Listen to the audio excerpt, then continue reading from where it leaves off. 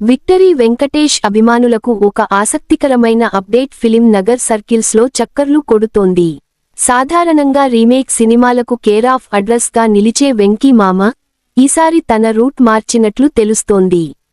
మలయాళ super hit series దృశ్యం 3వ భాగంపై గత కొంతకాలంగా వినిపిస్తున్న వార్తలకు ఇప్పుడు తెరపడింది. మలయాళంలో మోహన్ లాల్ హీరోగా రాబోతున్న దృశ్యం 3 ని తెలుగులో వెంకటేష్ చేస్తారని అందరూ భావించారు.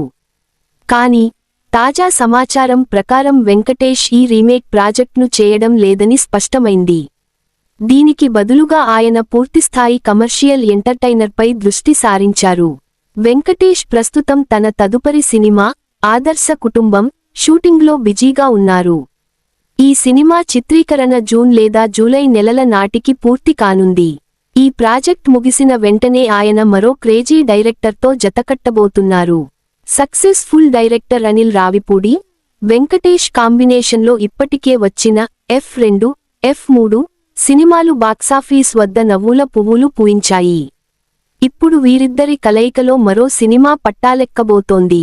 ఆదర్శ కుటుంబం పనులు పూర్తి కాగానే ఏమాత్రం గ్యాప్ తీసుకోకుండా అనిల్ రావిపూడి సినిమా షూటింగ్ను వెంకటేష్ ప్రారంభించనున్నారు. అనిల్ రావిపూడి మార్క్ కామెడీతో పాటు ఈ సినిమాలో క్రైమ్ థ్రిల్లర్ ఎలిమెంట్స్ కూడా ఉండబోతున్నాయని టాక్. వరుస విజయాల తర్వాత వీరిద్దరి కాంబోలో వస్తున్న 3వ సినిమా కావడంతో అంచనాలు భారీగా ఉన్నాయి.